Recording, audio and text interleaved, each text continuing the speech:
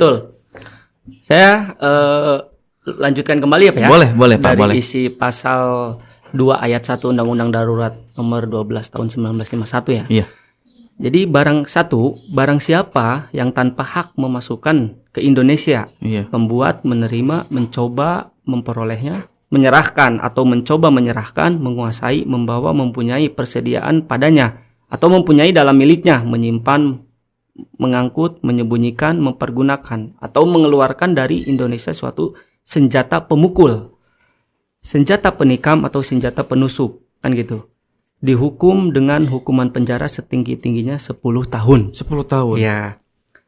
Poin 2, dalam pengertian senjata pemukul, senjata penikam atau senjata penusuk dalam pasal ini tidak termasuk barang-barang yang nyata-nyata dimaksudkan untuk dipergunakan guna pertanian atau pekerjaan-pekerjaan rumah tangga atau untuk kepentingan melakukan dengan sah pekerjaan atau yang nyata-nyata mempunyai tujuan sebagai barang pusaka atau barang kuno dan barang ajaib gitu. Iya. Jadi gini Pak, berdasarkan ketentuan di atas, membawa celurit, membawa pisau, membawa apa gitu ya Pak. Samurai kayak gitu lah. Itu melanggar. Dengan hanya membawa doang udah melanggar. Dengan hanya membawa doang melanggar. Entah itu membawa di dalam tas, entah itu membawa di dalam saku, entah itu di dalam baju sekolah. Iya, betul. Tetap itu melanggar, Pak. Melanggar ketentuan pasal 2 ayat 1 yang tadi saya jelaskan di atas gitu. Iya. Nah, di sini jelas, Pak. Atas dugaan membawa senjata penikam, senjata penusuk, ancaman pidananya itu paling lama 10 tahun.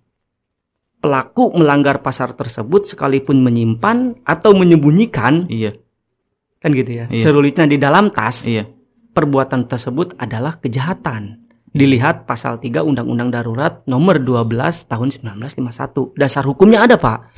Undang-Undang Darurat nomor 12 1951. Gitu. Jelas. Jadi kategori gini, Pak. Kesimpulan saya ya. Kesimpulan dari Undang-Undang nomor 12 tahun 1951 ya. Pasal 2, pasal 3, rentetannya pasal 2, pasal 3. Karena yang menjadikan alasan seseorang tersebut mempunyai sanksi pidana, yang pertama, ada alat buktinya. Betul. Yang kedua, perbuatan yang ia lakukan. Arti perbuatan yang ia dilakukan. Awas Pak, kalau di dalam proses penyelidikan dan penyidikan itu ada yang namanya motif. Ada motifnya. Ada bahasa betul. Saya sering mendengar tuh. Nah, sering mendengar istilah motif. Iya, di TV-TV sering mendengar ada motif pembunuhan. Nah, kayak gitu. Ya, yang berencana kayak gitu. Motif, Pak. Menurut pidana nih ya, versi saya, versi analisa saya. Motif dengan kehendak itu berbeda alurnya. Motif itu latar belakang seseorang melakukan sesuatu. Itu motif. Iya. Kehendak. Nah, ini lebih menarik, Pak. Kehendak itu niat. Betul. Seseorang melakukan sesuatu. Niat itu ya. Niat. Antara motif dan kehendak itu berbeda, Pak. Kehendak itu niat seseorang, entah itu berupa apa niatnya, tapi tetap bakal dikerjakan sama seseorang tersebut. Entah itu mau melukai, entah itu mau apa. Itu kehendak. Termasuk asusila sendiri. Terkait siswa tersebut, tawuran kayak gitu ya Pak ya. Istilahnya tawuran antar sekolah, antar siswa. Tetap saya bukan setuju Pak. Karena undang-undang lah sudah menetapkan bahwasannya siswa yang melakukan atau mempergunakan atau membawa sajam di tas, di saku, dimanapun ia taruh kan gitu ya Pak. Tetap ketika ada pemeriksaan oleh aparat kepolisian, tetap dia dapat hukuman yang setimpa yang tadi 10 tahun itu. Yang 10 tahun itu. Ngeri juga ya Pak ya. Hanya membawa doang hukumannya udah 10 padahal tahun. Pak, konteksnya gini ya. Padahal konteksnya, Pak, itu bagaimana? Kan seseorang tersebut itu di bawah umur. Betul. Kan gitu ya? Betul. Konteksnya gitu ya? Iya betul. Nah, bukan melihat acuannya kepada umur, Pak.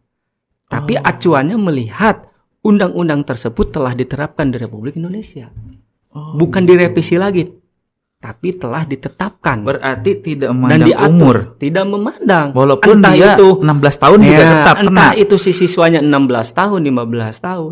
Tapi iya, ketika ia melakukan perbuatan itu yang sekiranya mau mencederai orang lain, nah itulah yang paling bahaya, Pak. Tetap hukum berjalan. Hukum berjalan. Proses hukum berjalan. Iya. Ada istilah begini, Pak. Iya. Equality before the law. Kan gitu ya. Dalam nih. Semua sama di mata semua sama di mata hukum, kan gitu ya. Iya. Terus ada lagi, ada bahasa gini. Hukum itu tidak memandang jabatan atau profesi. Betul. Entah itu yang seperti yang sekarang viral, seperti nggak usah kita sebutkan lah ya. Nggak usah kita inisialnya sebutkan lah ya. si A lah gitu. Ada lah ya. Pangkatnya kan itu besar. Betul. Cuman kan betul. Nah, itulah, Pak. Saya seru nih kalau ngobrol sama Anda tuh seru saya nih. Gitu. Jadi saya lebih setuju ketika hukum di kita itu harus ditegakkan. Karena pada dasarnya semakin hukum kita ditutup-tutupi, tidak transparansi, tidak terbuka, itulah kedepannya akan menjadi kekacauan hukum. Pasti, Pak. Kekacauan. Di mana-mana bakal ada kekacauan. Betul. Jadi gini lagi, Pak nih. Kayak di perkampungan kita kan ya, di Kecamatan Pedes pernah ada heboh-heboh, mungkin ada bukan isu sih, berita seperti begal, mungkin udah sering paham ya, Bapak ya, begal. Jadi gini, Pak, kronologinya. Kalau misalkan seorang itu misalkan dibegal, ya, kemudian dia melawan sampai begalnya meninggal, itu kira-kira yang dibegalnya itu yang membunuh begal, kita kena hukum nggak sebagai yang? Nah itu bingung tuh, Pak. Bingung Pak. Apa ya? Iya. Lebih menarik, Pak. Kita kan nggak bawa senjata tajam nih. Iya, betul. Ya, yang begal mungkin bawa. Tapi kita ngelawan. Terus begalnya meninggal. Lebih menarik. Iya, nah, betul. Kira-kira kita sebagai yang dibegal itu gimana tuh, Pak? Kena hukum yang Bapak sebutkan tadi apa enggak tuh? Nah, iya, betul. Jadi gini, Pak, saya mengacu peristiwa pernah melihat di televisi ya. Pernah kejadiannya. Iya. Yang pertama di Bekasi, seorang santri. Pernah dengar saya? Ya, pernah dengar kan? Pernah dengar. Yang kedua, entah itu di Lombok, entah pokoknya daerah NTB lah, Nusa Tenggara Barat kan gitu. Iya. Yang di Bekasi, dia mau dibegal, tapi dia melawan. Akhirnya si begal tersebut yang meninggal, kan gitu. Betul. Yang kedua di NTB, kejadian di NTB. Iya. Dia melawan. Iya. Si begal tersebut entah itu meninggal apa luka-luka gitu. Tapi dia dipidana, Pak. Siapanya tuh? Si yang melawannya itu. Yang melawan untuk menghindari begal tersebut. Nah, ada dua. Nah, bentar dulu, Pak. Betul. Ada dua. Iya, justru itu saya menjelaskan ada dua. Kan berarti bertentangan ya? Betul. Ada sedikit bertentangan. Ya, nah, betul. Saya lebih apa ya? Lebih setuju kepada peristiwa yang di Bekasi, Pak. Karena alasannya begini. Begal tersebut kan ada niat, Pak. Betul. Ada kehendak. Iya. Ada niat yang mau ia kerjakan kepada orang tersebut. Entah mau merampok, entah itu mau mencuri apanya dari si pengendara tersebut kan gitu. Tapi berbeda cerita karena si pengendara tersebut punya kayak semacam silat lah kayak gitu ya. Untuk apa sih? Jaga diri lah. Jaga diri kan gitu. Akhirnya si santri tersebut melukailah begal tersebut sampai meninggal. Iya. Dia sempat dimasukkan ke sel tahanan, Pak. Iya. Setelah dikasih keterangan sama kepolisian Bekasi, dia dimintai keterangan, akhirnya dikurung berapa minggu, guys, entah itu 1 minggu ataupun berapa minggu, pokoknya kurang lebihnya segitulah. Akhirnya dibebaskan kembali. Alasannya kenapa, Pak? Kenapa tuh, Pak? Polisi membebaskan kembali ada suatu perbuatan, ada suatu perbuatan pidana dari si begal tersebut. Pasti. Mengacunya bukan ke si yang melawan tersebut, bukan, ke si begal tersebut. Yang kedua, ada pertanggungjawaban pidana dari si korban begal tersebut. Yang ketiga ada sanksinya. Iya. Nah, ini jelas, Pak. Ini jelas ada sanksi pidananya karena dia mau melakukan perbuatan yang tidak diinginkan, kan gitu. Iya. Bapak pernah mendengar gak ada pasal sebelum membunuh itu udah mempunyai sanksi? udah dikategorikan masuk sanksi. Saya Sebelum melakukan pembunuhan, misalkan Pak, kita mau membunuh orang, tapi belum membunuh, mau ada niat membunuh, tapi itu dimasukkan ke sanksi. Saya kalau undang-undang itu udah masahin ke Pak Yusron semua. saya serius, saya kalau untuk undang-undang seperti itu saya blank sekali Pak, kecuali kalau misalkan saya lihat referensi mungkin pada di televisi. Lebih ini ya Pak. Gitu. Oh itu ada undang-undangnya juga? Ada Pak. Jangan sesekali, maaf ya. Kejadian di NTB, saya kurang setuju ketika si korban tersebut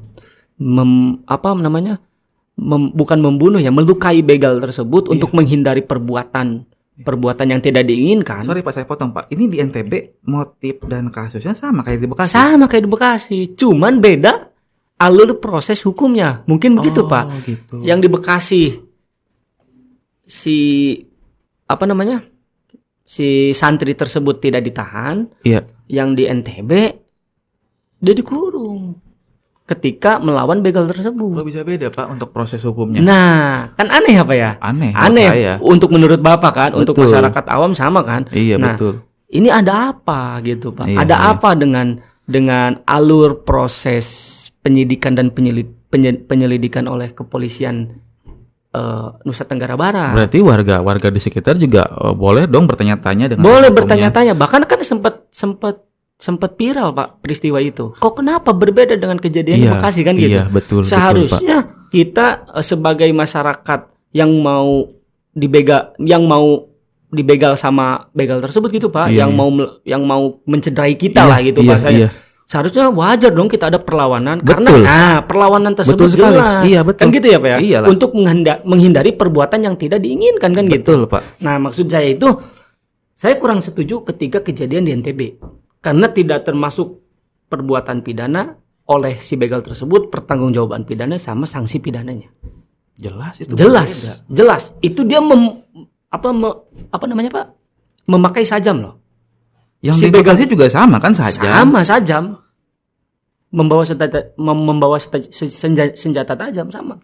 Kayak di NTB sama Pak. Dia membawa senjata tajam. Biarpun dia tidak membawa dia tidak membawa senjata tajam, pada intinya begal tersebut yang bersalah menurut saya.